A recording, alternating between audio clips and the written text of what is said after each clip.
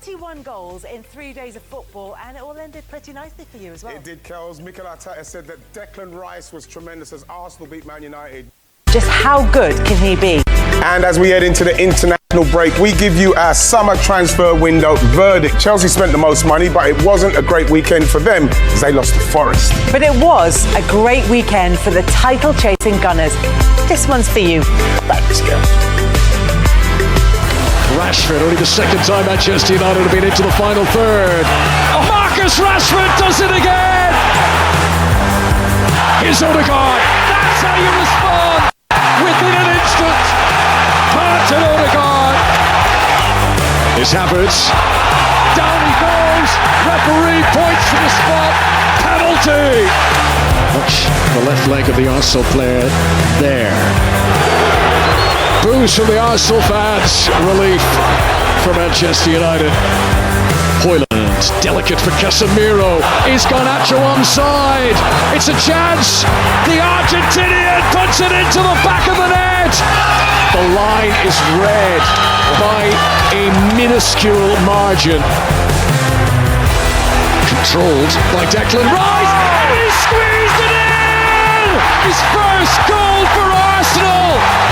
This can settle it now. Evans tries to get across. Gabriel Jesus wins the game.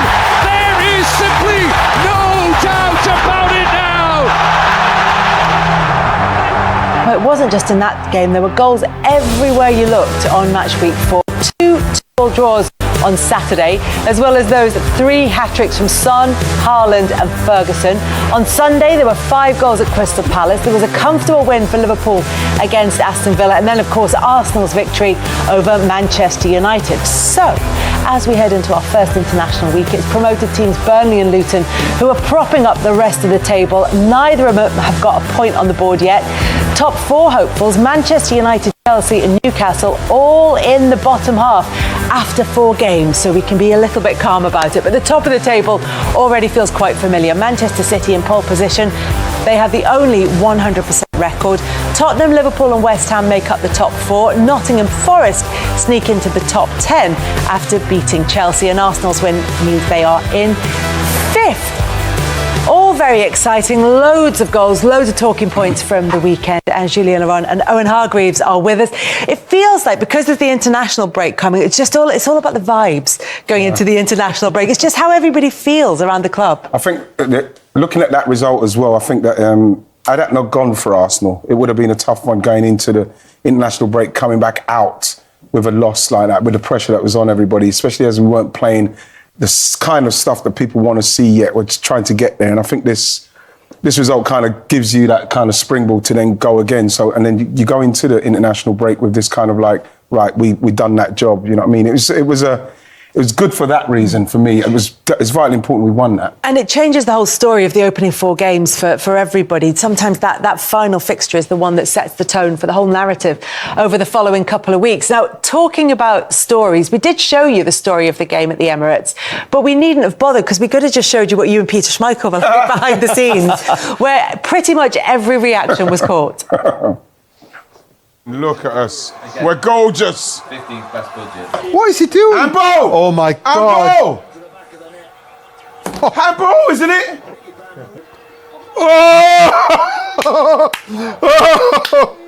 Oh my God, as soon as he's on the left. Yay! Come on! Oh my God! Oh! Penalty.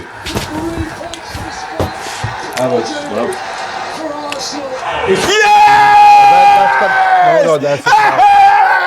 It's gotta be a foul. Hey! Come on! That's a foul, that. Is it off Johnny? Is it off Keeper Johnny Pete. or... No, he's offside. He's offside, don't worry. Is it off? I think he's off. Is it off? I didn't think so. He started in his half, didn't he? Oh, beautiful. I say, you're lucky he wasn't reffing the game. I know. Everything was negative with Pete. Everything was negative. Offside. You know what I mean? But look, you can understand from a Manchester United point of view that he would have been really disappointed, because it was a sort of performance from Arsenal that, yes, at times was patchy, but the good parts were fantastic. Well, I mean, he's rightly speaking about the vibes, and they're good vibes, and rightly so. I think for United, I actually thought that was probably their best game they played this season. But still, they feel like a little bit behind Arsenal and where they're at, and it's a little bit disjointed. But I do think that there was moments in the game where they looked a lot better defensively. Obviously, Marcus on the counter-attack on the left, he looked amazing. But you have to say Arsenal are a bit better side right now. Just, I think, almost in every phase. And it's tough, I think, for United. I think everybody had this expectation they're going to compete for the title. It doesn't look like that way. You know, it looks like there's a lot of issues that they need to figure out quite quick. There were questions over Arsenal as well, not necessarily in terms of doubts, but just questions that needed to be answered. And as you said, they haven't quite figured it out yet, what they want to do on the pitch. But they're getting the results, and going into it now, having dropped those 2 points against Fulham last weekend, it feels like they're going into it with a really positive vibe around them. Yeah, and the Thomas Partey injury meant that Mikel Arteta went back to what they did last season. That is obviously they know better and is more effective, I guess. With the back four, that, as we know, with Saliba and Gabriel in the centre, and then Zinchenko and White, and then a new role for Havertz and Declan Rice, the new players. But still, there is a system that they know a bit more, and you saw that a little bit. Whereas before, they're still trying to figure out that new formation with Thomas Partey a bit everywhere on that right-hand side, which it's going to work at some point. I think Mikel Arteta really believes in it, but I think it was important yesterday to maybe go back to something that they knew a bit more. Yes. And we're much more familiar with it, and it was so effective for them. I mean, Declan Rice with the goal to cap it all, was that a sort of an establishing performance for him as an Arsenal player? Yeah, I think so. I think that what he done, if he doesn't score the goal, people just think that he's just gone about his business. But he scored the goal, and it's kind of highlighted what he's done, because, you know, progressive passes and, you know, everything what he done, interceptions, all the stuff that he does, which goes by the wayside because of how great he is. Adding the goals to that now and getting himself in a situation where he can add the goals to it is making people understand just how good he is and what he is capable of doing. And in that game especially, you do need that player to step up and make the difference. He did in the end. I thought that Arsenal in the first half especially, playing against Man United, that should be a head-to-head confrontation. Man United should be having a go at you know, managing the game better with their midfield, playing through Arsenal, trying to play through Arsenal. But it was just a case of counter-attacking. It's very much the same as what Ole Gunnar Solskjaer was doing in respect of the way he's playing. And I think that Ten Hag has had enough time now where the players he's got, he should be playing some form of system. Because I thought we had a lot of good possession of the ball, just trying to break Man United down. And then we saw what they are capable of if they do break you down. Great pass from Eriksen through lines into a Rashford, bam, goal. That is where I'm thinking, that's how Man United, is that the plan? That's the plan, because I think we can deal with that plan, even though they scored. And because the amount of possession we had in respect of attacking them, you do feel like something at some stage was going to come. So I was going to come back to Man United in just a second, and because I want to ask you about Declan Rice. It went from, as you said, good performances to a headline-making performance. Rice baby over the speakers at the Emirates. Everybody was, was being pulled each way to go and do interviews after the game. He was clearly delighted. But what did you make of the 90 plus 11 minutes from him? I think, first of all, everybody loves Declan because he is such a lovely guy to be on. Even for us, to kind of when we do interviews, or he's a super player. I don't think he's going to be world class further forward as an 8, like 6, 8, 10. I think he's world class as a defensive midfield player, a bit like Rodri. But it's interesting that Mikel's playing him a little bit further forward because he's trying to get a little bit more out of him, which I quite like, because I do think Declan can do it, and he can add more goals and he can add more assists. But in a team like Arsenal, they got a lot more of the ball and he can get higher. He can get in the box. At West Ham, he couldn't do that. So I love Declan because I just think he deserves the opportunity to compete for trophies. And I think his personality, a bit like Jude Bellingham, they have this inner desire to not be content. And I like that. I think he's in the perfect place. The reception the Arsenal fans gave him, right? Unbelievable. That's what you dream of as a player. Yeah. You finish a game, big goal to decide such a decisive game. And then the warmth that he got from the crowd, I think that's what football's all about. And he's still learning. He's still, after the game, there's still a lot of things that he needs to learn, the way Arsenal are playing, what Arteta wants from him. He never played with a left back that comes inside in midfield like Zinchenko. That was the first game together because Zinchenko didn't start in the league before. So you would expect him, I guess, to get better and better the more he learns, the more he feels comfortable in a team that plays completely different to what he knew at West Ham all those years. Yeah, so he's able to do it effectively now, but it's whether or not he ends up, as you say, maybe playing a bit further back. Do you think that's where he will end up? Well, I think he said it after the game. You know, I think one of the boys asked him, "Where do you prefer to play?" He said, "I prefer to play deeper." And I think then, in a way, then you can get Ødegaard and you can get Havertz, you can get all these other little ball players in there. But I do think Mikel's building something really special. It was interesting to see actually Zinchenko. You might know, Wrighty. Why did he, coming from left back? Why did he go? Not into midfield, left of Rice. Why did he go on the other side? While Rice was on the left? No, yeah. So he'd kind of go behind him and go to the right. Well, the thing is, felt like there was more distance to go back that way. Honestly, I'm not sure. But the thing is that because that's Rice's natural. He's on that left side. So I'd have thought that maybe because Zinchenko may be a little bit more adaptable in respects of going and doing stuff like that, Rice would stay where he is and Zinchenko can go and just play. You know what I mean? It's something like I was saying, with Arsenal, what we've got to understand is he's trying so many different things at the moment because we saw when we lost Saliba last season how everything kind of like just broke down. He's trying to find different ways of creating and making sure that both sides of the team is functioning because I thought... Do you think he's trying too much maybe? I don't know. I just think that when you get to the level that he's at and who he's competing with, you have to find different ways of attacking teams because I always found, Julian, as well, I don't know what you think, our left side is so much more inactive than our right side. But yesterday, it seems like there was an even balance of the amount of work that Martinelli was getting to do against someone like Wan-Bissaka. Yeah, you're right. And maybe Rice being there was in Bruno's area or zone a bit more than Zinchenko, who defensively is not as strong as Declan. Maybe that's a good point. I think so. And again, we saw a lot of variation and flexibility in that midfield, which I think Mikel is really encouraging the player. Yeah, and it seems to be coming together for Arsenal. They head into the international break still very much in a position to challenge Manchester City.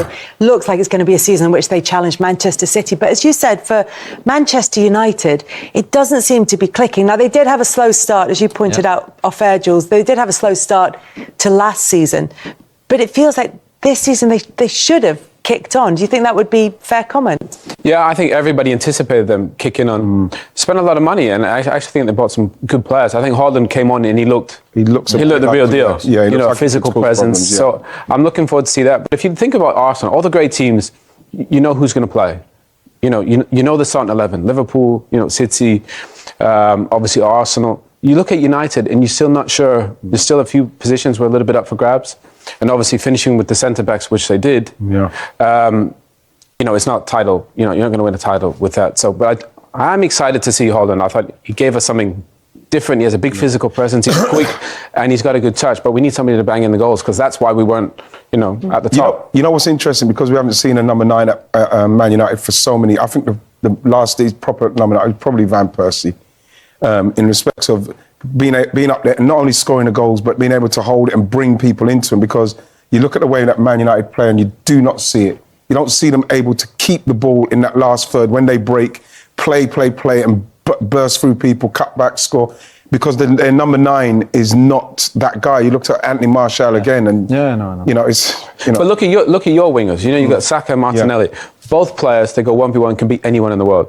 United have wingers that really, 1v1, they're not at their best. They got to come inside. So I do think that has an impact on the way the team plays. I just think I watch Martinelli and Saka. I think, wow, those guys they're absolute diamonds. I thought Martinelli really gave Aaron Wan-Bissaka chasing yesterday, and we know how good he is. But again, with Arsenal, we'll go through the 3 parts of it: left, right, left, centre, right, and that's what you got to do because you have to find the goals from other places. We can't be negated, we can't be so negative when we lose that side, when we lost Saliba. So I thought if they won that game yesterday, I'd have thought, wow, there's going to be a lot of disappointment, but there was so much to see, so much different avenues in the way that they're trying to attack that we have to be patient with him. You have to trust the process, like he says. So Arsenal still trusting the process. Manchester United still trying to find their feet with the new players and how they fit in. But as you said, there is an issue around the wingers, and it feels as though there are issues off the pitch as well, because Erik ten Hag said this after the game.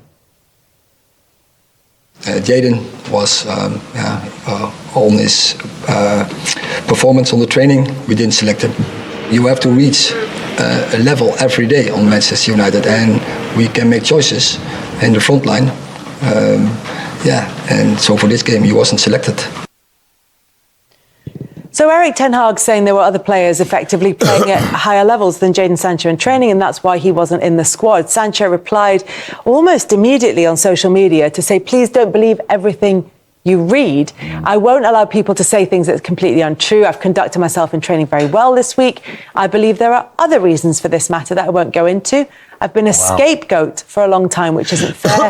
And then goes on to say he wants to play football. He respects the decision. He plays with fantastic players and will continue to fight for the badge. But it feels as though Ten Hag's comments weren't as strong as the response has been from Jadon Sancho. Is that the sort of sense you get from it? He would have regretted that as soon as he sent it, because I don't think there's any winners there. It's not a winner from Ten Hag, kind of airing that. And maybe he got asked and he just gave an honest answer.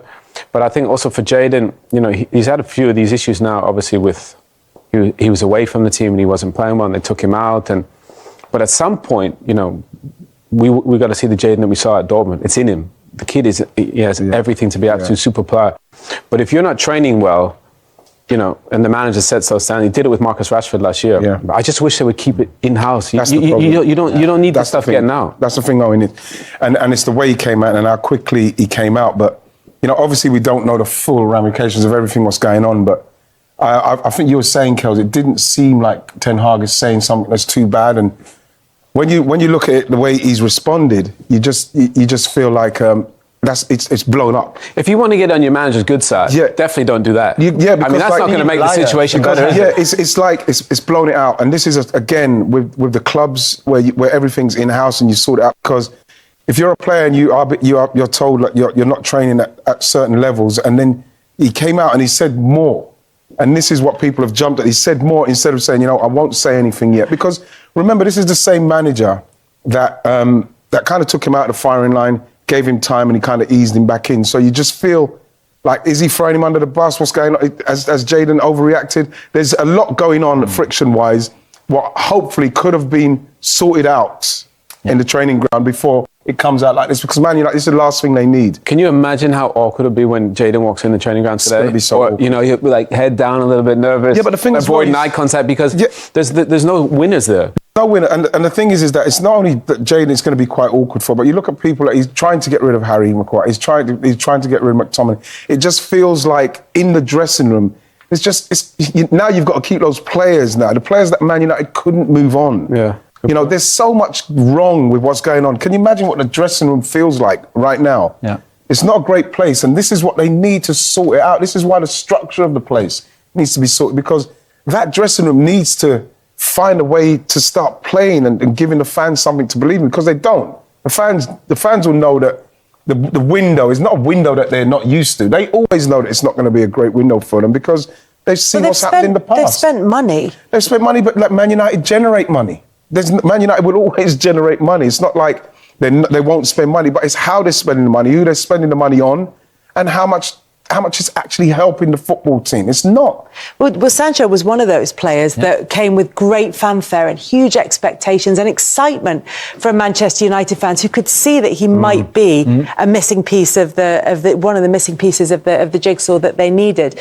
But this story that he's reacted to, or this comment that he's reacted to from Ten Hag, it feels like, as we said, there's something a bit deeper going on, and there have been previous reports from the England camp, for example, from Gareth Southgate, that maybe training wasn't quite where it should be from him. Yeah, timekeeping as well, being a bit late for team meetings and things like that, maybe lunch or dinners, which is not good already because that's the reputation that you have. And if on top of that, then Erik ten Hag comes out publicly and say you're not training hard enough, or certainly for the standard that Erik ten Hag wants as training.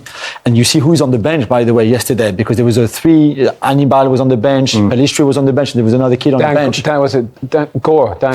Gore. So that's probably what raised eyebrows, yeah, wasn't exactly. So Sancho is clearly not good enough at training to beat those three kids. When Pelistri maybe not so much, but Hannibal and Gore, this is surprising. And to be fair, what do you do now? Because is there a way back even for him in the team? You've got a Saudi market still open, the Turkish market, and that's it. So unless you find him a club in Saudi or in Turkey, he's still there at least until January. Yeah. And like Owen and Wrighty said, in what kind of atmosphere around the training camp, it's just not ideal at all again. It's not good. Meanwhile, for Arsenal, although they will have plenty of players heading off to their various nations for the international break, there is an opportunity here for them just to bed in, to get their new signings up and running, to get Gabriel Jesus back up to full fitness. And like you said, it feels as though there is a plan that they are working towards it. And maybe the injury to Partey has helped them go back to the way they were playing last season. But yeah, it's a chance for Mikel Arteta to look at all options and feel quite optimistic. And I think that what he's been doing, what he tried to do with Partey, remember Girier,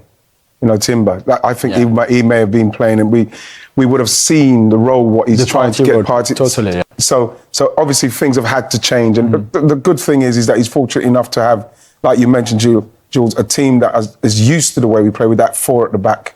And they showed yesterday how good they were at it. But I think, it gives him time at this stage of the season to try and work on these things. And this is why some of the Arsenal fans were, what's he doing? He's tinkering, he's messing around too much. He's got to try and find other ways of winning games and make sure that you can continue to attack teams and win them. I still think we could be a bit more ruthless.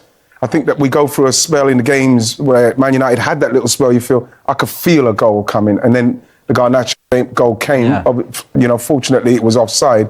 But you need to finish the game earlier than that with the possession you're having, so then you can have that comfort in that stage of the game. But it's 4 games in, and he's working on stuff. We're chasing down a City side that you just can't see them losing. You cannot afford to lose. You can't afford to draw at home. So, he's got to find these ways of winning games. But are you saying that those issues that he might be trying to work through are just things that happen, 4 games into the season, and that these are issues that can be solved? Absolutely can be solved, and you want to be doing it at this stage of the season while you're trying stuff out and you're still winning. That's the thing, you're still winning. So when it does click, you know that we've got a body of work from the start of the season, what you can continue doing and having trust and faith in what you're doing. Then it comes down to the individual player to do their bit. Like you see, Gabriel Jesus' cameo yesterday was fantastic. Yeah. It's a real boost for everybody, And again, Kels, can't stress enough how when you're going into a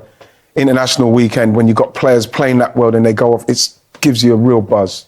Just hope everybody comes back fit and firing up at the end of it. Who'd be a manager at this time when the teams, when the players all go off to join their international teams, and you're just crossing your fingers that they're going to come back and be fit to be able to be I feel I've run out of space with that sentence. You just hope they're going to come back and be fit and available for selection.